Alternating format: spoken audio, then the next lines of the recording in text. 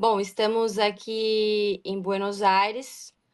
Eu cheguei ontem à noite e hoje pela manhã já tínhamos esse encontro aqui no Congresso da Argentina, um local muito bonito, inclusive, da Nacional Maria Celeste Ponce, que se elegeu ali junto com o Milei.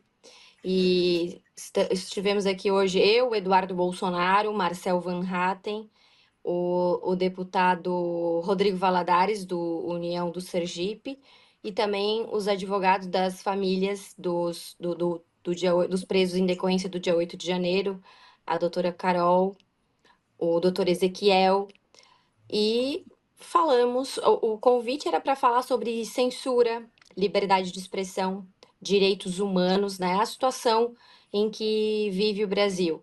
Já não é a primeira missão que deputados estão fora do Brasil para contar ao mundo o que acontece no Brasil, e isso é sim um trabalho muito importante. Conversando com alguns argentinos aqui após as nossas exposições, conversando com uma brasileira, na verdade, que mora aqui há muito tempo, praticamente é argentina também. Ela conta que os argentinos eles não conseguem entender tão facilmente o que acontece no Brasil, porque aqui eles não têm essa intervenção na política, no executivo e legislativo da Suprema Corte, por exemplo. São apenas 5 magistrados da Suprema Corte, mas não tem essa atuação política que a nossa Suprema Corte vem tendo. Então, nós falamos, basicamente, eu fiz uma retrospectiva ali histórica, desde a primeira reunião para a criação do Foro de São Paulo, em 1990, que foi feita pelo Partido dos Trabalhadores, e lá estavam Luiz Inácio Lula da Silva, Fidel Castro. Falei também campanha, por exemplo, o TSE proibiu as pessoas, os políticos, enfim, proibiu de falar que Lula era aliado de Daniel Ortega e de Nicolás Maduro. E o que o Lula fez logo que assumiu? Fez questão de enaltecer essa amizade que ele tinha com esses dois ditadores, levando também Maduro ao Brasil, naquele episódio que tivemos aí o tapa no peito da jornalista, porque o ditador, né, o narcoditador Nicolás Maduro, obviamente não trata bem ninguém da imprensa. E falamos sobre as prisões do dia 8 de janeiro, da falta de individualização das condutas, das violações ao direito constitucional, né? Falamos que o que tem que ser falado, que são prisões políticas, e falamos, inclusive, de pessoas que foram presas que não estavam sequer no dia, no 8 de janeiro, que chegaram à noite, como, por exemplo, a catarinense Darisa, que ela chegou à noite após as depredações. E falamos das penas de 17 anos, falamos também das descondenações, né, em contrassenso aí, um contraponto dessas pessoas que estão presas, da questão dos presos ali da Lava Jato, do próprio Lula, que foi descondenado para ser colocado no poder. E falamos atualmente que o foco número 1 do governo Lula é a força total na censura. O deputado Eduardo Bolsonaro lembrou que ele está aí no inquérito por ter falado a respeito do governo Lula e sua atuação nas enchentes do Rio Grande do Sul, ou sua falta de ação, né? Perfeito. Vou abrir aqui para as perguntas dos colegas, deputada, começando com o João Belucci. Diga lá, João. O deputada, como você tem sido a recepção mundo afora? Porque como a deputada disse, é difícil muitas vezes explicar o sistema jurídico para as outras pessoas, principalmente essa premissa que você colocou da atuação política dos juízes, né? Porque até a gente foi normalizando isso, mas é uma coisa absolutamente anormal, né? E inaceitável, né? Comparecimento, né?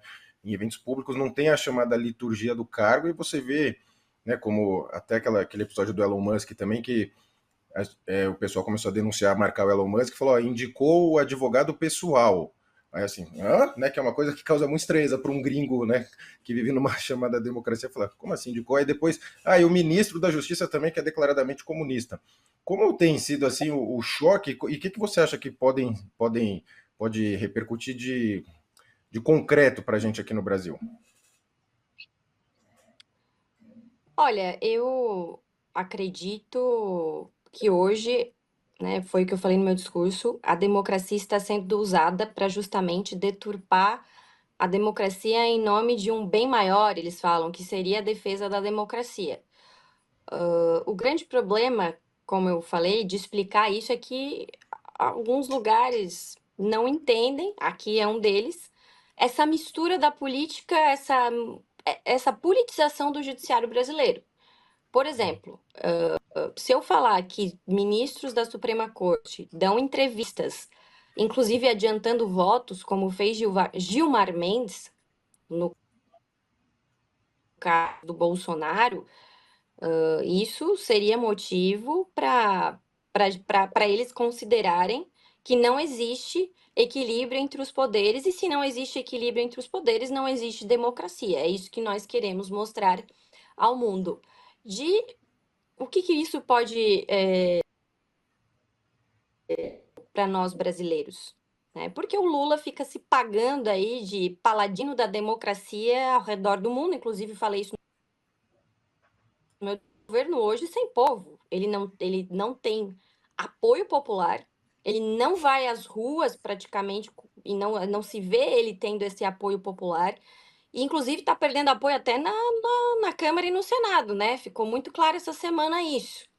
Porque eu acho que, como disse a própria Daniela Lima na Globo News, que até ela teve que admitir isso essa semana, o Haddad não tem mais como tirar coelho da cartola, né? Porque o Pix, uma hora, não consegue vencer tanta coisa que eles têm que passar na Câmara e no Senado.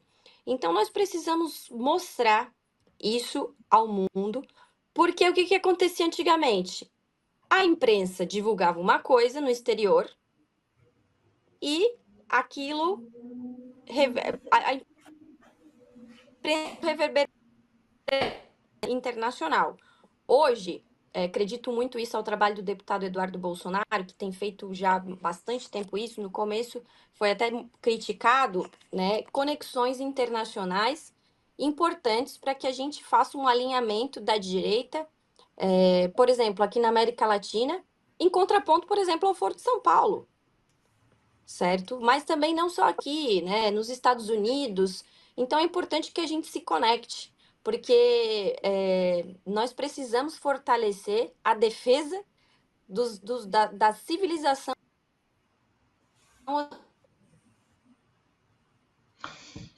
Ana Paula Rocha, sua pergunta também, Ana, a deputada Júlia. Boa noite, deputada. Um prazer tê-la aqui conosco hoje, com informações tão importantes.